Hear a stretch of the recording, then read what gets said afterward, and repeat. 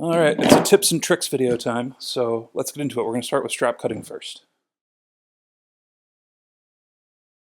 I have a love-hate relationship with straps because I love using them. Obviously, I need to use them for a lot of things in leather work, but I'm not really a big fan of making them because it's not super fun. But a few of the things that I've learned in the last couple of years make it a lot easier and more enjoyable. So the first thing is I've always used one of these big strap cutters. This one is almost 20 years old.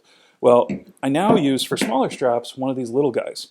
And I really like it because for cutting smaller straps, we're going to cut a 3/4 inch wide strap here.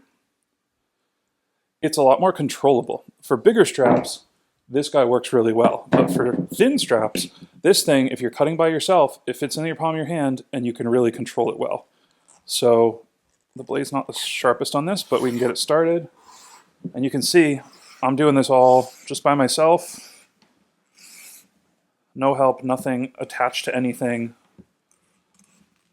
And we'll just get this scraggly end here. Perfect strap every time.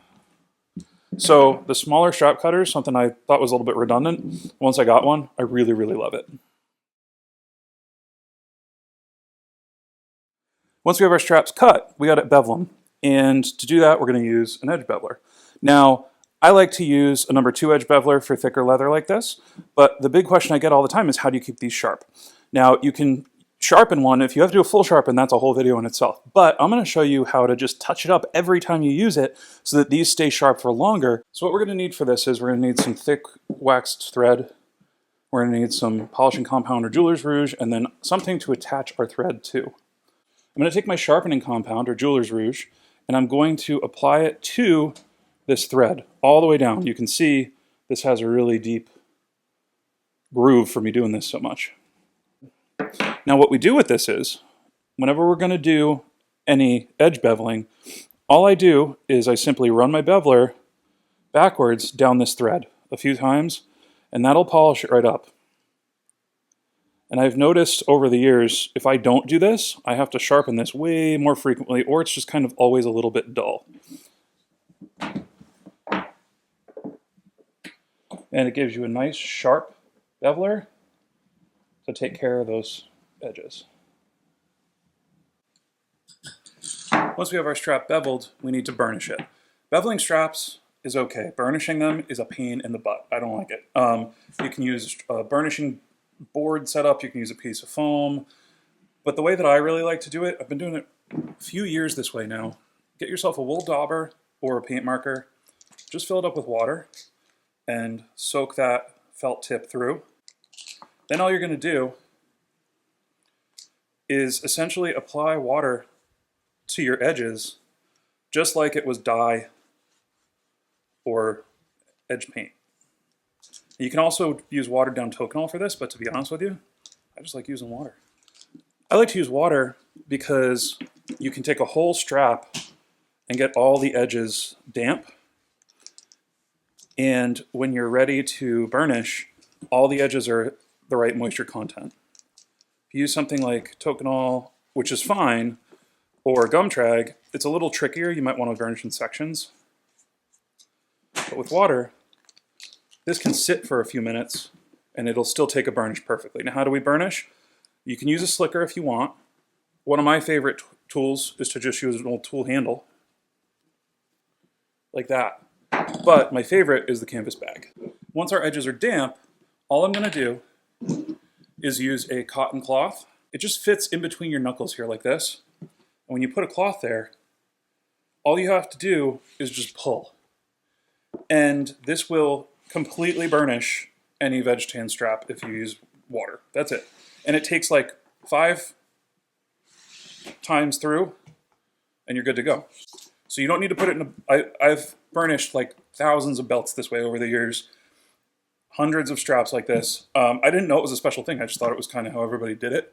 And then someone saw me doing it and was like, wait, what are you doing there? So that's my tip for this.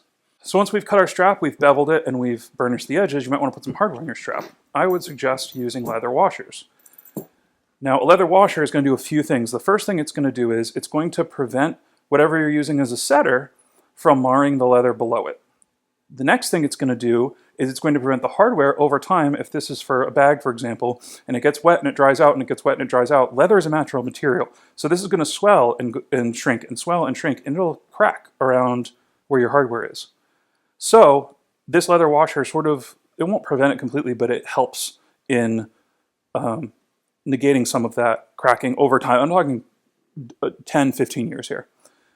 The third thing it does is it allows you to really dial in the thickness of the material that you are riveting, because you want your rivet to be pretty snug. However, you can't always carry every single size rivet there is. So if you're using double cap rivets or single cap rivets and you don't want to carry a ton of different sizes, you can throw a couple leather washers under there. If you don't want to make your own leather rivets, usually you either use a big hole punch and a small hole punch, or they make dedicated leather washer punches. You can get bags of leather washers.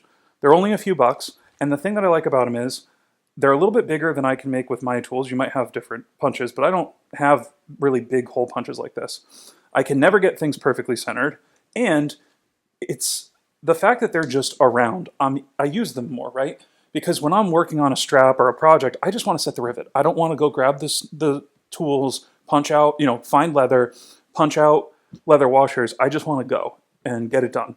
And especially on strap work where the strap's like the last thing I'm making, the bag's done, whatever, having these leather washers around is nice because you just grab them and use them. That's it. So it's just kind of a tip. Keep things around, pre-cut them yourself, get the pre-cut versions. It's very helpful and it's nice. It cuts down on the amount of different hide thicknesses you have to carry in the shop. Keeping a skiving knife sharp is always kind of a hassle if you're new or sort of don't do a lot of skiving. Now, a skiving knife is used to thin the edges of a piece of leather so that when you join it with another piece of leather and stitch it, it's not super thick. Get yourself some jeweler's ruse, polishing compound, and put it on some leather, and then just find the right angle. I like to use the tip of my fingers, pull back, and you'll polish that up to a nice shine, removing all the micro burrs and making a nice smooth blade to skive down your angles. My problem was that I was using actually a lot of scrap, because if I'm working, full 10-hour days, in 5 or 6 days, I'm going to easily use this whole chunk of leather, just adding new spots of polishing compound, because it just kind of gets caked up. And one of my buddies suggested, he works in a totally different field, he goes, oh, I would use the back of it. And I always kind of figured because I don't know, because it was fiber, I guess. I'm not saying I'm intelligent with this theory, but I always kind of figured it wouldn't get it as sharp because it's not as smooth. Well, in reality, it does just as good of a job, and this is about 1 full month's work. And the only thing that happens is the fiber seems to be able to accept a lot more of this compound. So I can apply a fresh layer of compound, polish up my blade, a couple on the other side, then 4 or 5 pieces later, when I need to touch it up again, I can just add a little bit more compound, and I can just keep going and going and going and going. And I don't have to use a ton of scrap like I ended up doing on the front side of the leather, on the grain side. Yeah, just a little tip. I don't know if there's any rhyme or reason behind it. It just seems to work well for me, and I use a lot less scrap that way. One more little tip. I get asked a lot, what happens when you run out of thread in the middle of a stitch line? And it happens to the best of us, So what I like to do, instead of trying to have enough thread to backstitch, I'll just sew as far as I just realize I'm running out of thread. Clip it off. Right? We're going to melt this thread. We're going to use our new thread as our backstitch for our old thread. Works exactly the same as backstitching on your own. So I'm going to start my stitch. You see, I'm using different color threads so you can kind of see, hopefully. So I'm going to start my stitch 3 stitches back and just sew up. And that way I don't have a back stitch that I can't really work, because I realized I was running out of thread when I had too little thread left to backstitch.